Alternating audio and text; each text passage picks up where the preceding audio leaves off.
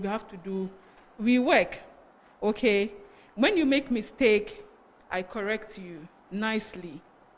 But when I see you are intentionally not doing what you have to do, the reason why you have been paid, hey, then you see the other side, and they know. Okay, so I think that my staff know what I don't like. So you don't even start. For example, I give you work. I'm not expecting you to come and tell me that, manager, this is not possible. Why are you being paid?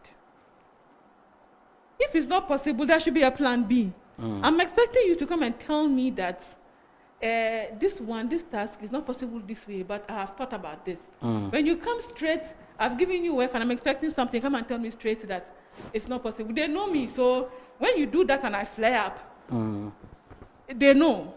So when they've done it once, twice, and I reacted that way, next time, you see that when there is a challenge, they are already coming with the challenge and the solutions.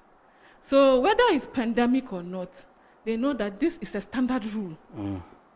So I think that as women, because as she said, nobody saw the pandemic coming. Yeah. So we have to establish rules of the game.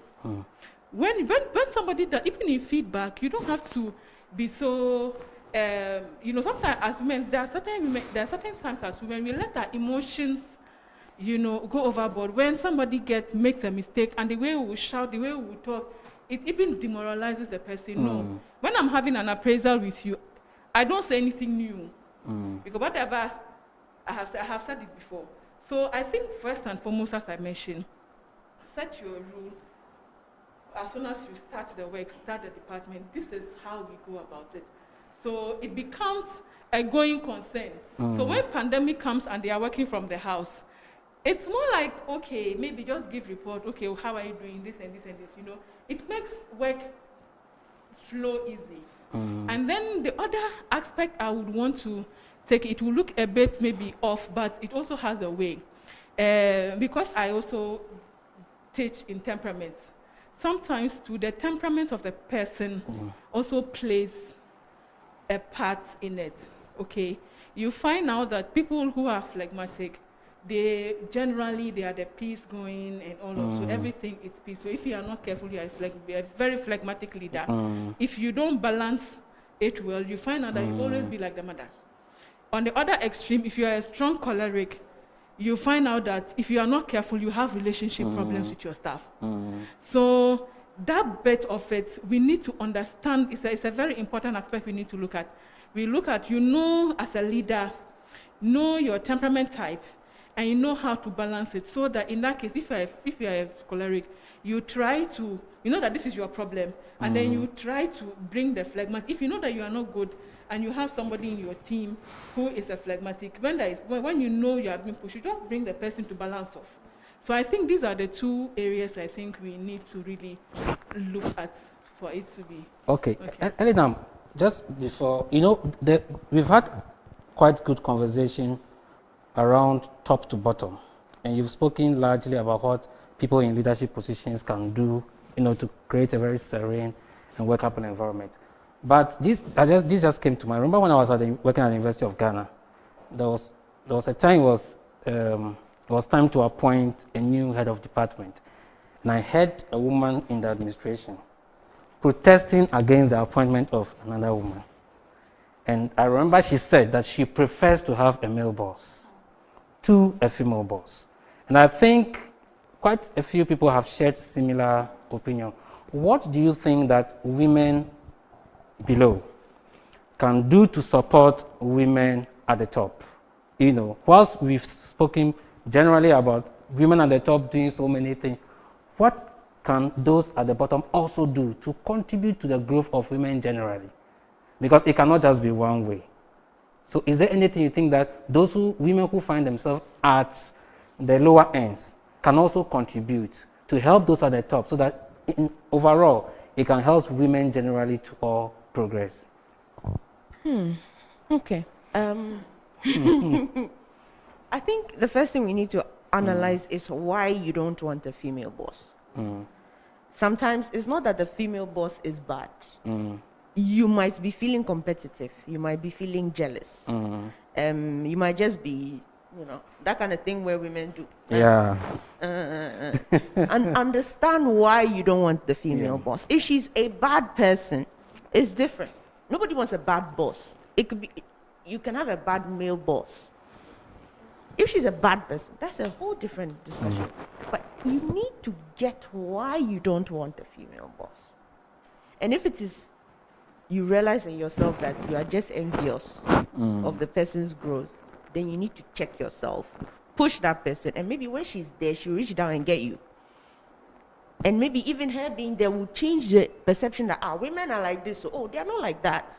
They're not like that after all. They are very productive. Let's bring more women out. So it starts with an individual introspection on why we are some way about a female leader. That's what we need to understand first. And then on top of that, let's all understand, let's be selfish. Let's be selfish as well. If there's a female boss, like right now that Kamala Harris has become first vice president of the United States, another one can go. Then there will now be a female president. So let's be selfish. Somebody has done it. Let's make noise about it. Let's push it so that, more doors open for women, so that me too, I can enter. Positively selfish. Positively. Push it. Hey, women are doing this. Everything she does, that is awesome. Shout about it, so that the whole society will see that, then our women leaders are not troublesome. They are not difficult. Let's bring more, and that will open the door for you yourself. So think about it. It's good for you. If you bring women down, there will be nobody there to pull you up. I think to add on, I think part of it is also a perception. Okay, because like the earlier question you asked, everybody thinks that a woman should be a mother. So the moment I want to be heard or require some figures or answers to certain questions, then it's like, hey, you are becoming a father. I am a You get it? Because they are not expecting it. Yeah. So yes, that one is a perception, and it's something that we as women we are dealing with, but we will still have to stand strong for what we believe and ask for the performance, because it is only when we are there we perform that the people below can also have the opportunity to also rise up. Okay, so that perception, I think we need to deal with. I think the next thing we can also do is that having this men association and this mentoring, where we give people feedback, because we all have our weaknesses. So when we have these things, we discuss soft skills, the person will go and sit down, reflect, So I think that can also work in an organization. So I want to use this platform to make this bold statement. I'll read it. Traditionally, we women have been taught to be competitive with one another. But in the 21st century, it is clear that that strategy does not work. The truth is that raising each other up and channeling the power of collaboration is truly how we'll change the equation. So if you've been brought up by other people or whatever you grew up with, to know that once I'm a woman, we have to be competitive. That particular strategy is outcake, is outmoded, it is not the way to go. So on this platform, we want to encourage women, let's stop competing with each other. It is an outmoded strategy. When different people collaborate, if we pull one person up, if you have more women in parliament making decisions for us, some of the things we fight for today will be changed. So I want to use this platform to tell my other colleague women that the days of being competitive with each other in the negative way, it is outmoded, and that strategy does not work. Wow, I'm really having a good time. Just like some of our viewers, some of the comments coming in, women are not less of humans, push them up. Thank you, ladies, for inspiring women leaders. Fantastic discussions, great show, good initiative, and many more. But time is fast running against us, so I'll be taking your final thoughts, okay? in a minute or two, if you can just give me your thoughts on this. What would be your final words of advice to the next generation of women who are seeking to take up leadership positions? And how can they balance this with family life?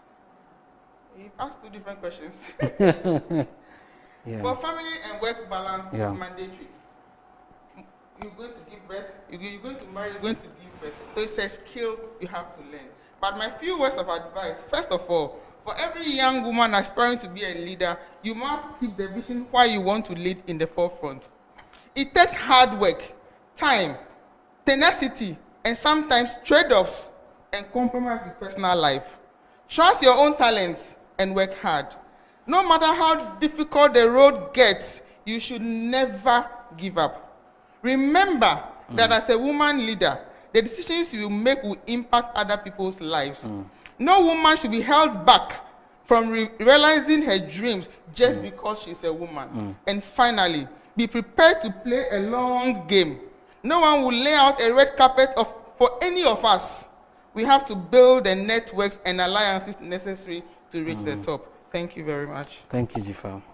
Theodora. Thank you. So on the issue of the balance between the work, I think I would just say one word, that is the coping mechanism.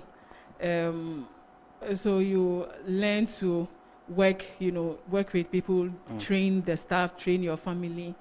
That is the only way you'll be able to work, okay? Get help where need be. It's not easy, but we have to manage both. And my final thoughts, one, don't dim your light for anybody's convenience. And the second point is that we are in real life. This is a real life situation and not a dress rehearsal. So if we have to do something, let's go for it with all boldness. Forget about the fear, take the risk, and then move head on. And the final point I want to state is that no amount of rejection or failure should stop you from moving forward. When it comes, you get up, learn from your mistake, and continue the journey. I don't know. They've said everything.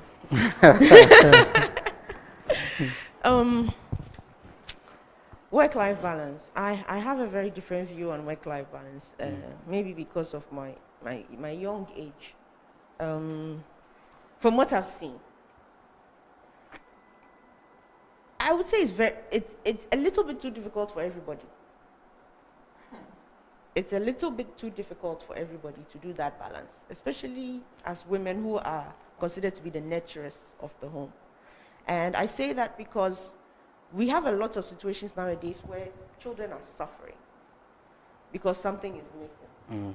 We are not able to balance the nurturing with the career that we are pushing for. But then we need money to take care of the house. In those days, when even our old grandparents used to go to the farm, there was a community that was still taking care of the children, so they were still having that contact. But nowadays, psychologists have reported that this drive for career, not on the women's side alone, both men and women, is causing neglect of the children, which is affecting them in different ways. We're having ADHD, childhood depression, all these other things nowadays because there's something missing. There's no emotional connection in the early stage of the child. So I would say finding work-life balance is difficult these days. If you know you want to have a solid next generation, don't crucify me. You will crucify me anyways, but I would say choose one. Choose one. Have the kids. Train them well, at least the first 7 years, and then start again. Opportunity, they say, comes but once. It's not true. This opportunity came once. Another one is coming. Another one is coming. So you need to decide. If you want to have a solid next generation, you are raising a solid next generation, one of you needs to choose. You bring the money. I will make sure that our children are taken care of and sorted out emotionally and physically until they are old enough. So that's why I said I have a very different view on work-life balance. And then when it comes to my final words, if you cannot see the problem, you cannot solve it. And the people who see the problem are those who know what is different. If there are no women in leadership positions, we will not see when a policy is being made that will not favor women. Sure. So make sure that we get there, so that we influence policy making for our good and the good of those who are coming. So let's do our best. Like she said, let's do our best. Let's not give up and make sure that we get into those positions where we will see before the decision is made and make sure that the decision is beneficial to our agenda. Thank you very much. Wow. Viewers, it's been an exciting time with these very awesome ladies. Madam Jifa Anyaso, CEO, Ultimate Credit Solutions. Madam Elena Mabla, DMD, JK Hago Transport and Company Limited. And Madam Theodora Senaya, who is Head Operational Risk, Fidelity Bank Ghana. I wish we could have this, but I'm sure that will come your way again some other time. One thing I have taken out of all of this is that the rise of women, the empowering of women is a partnership between men and women. It is no competition.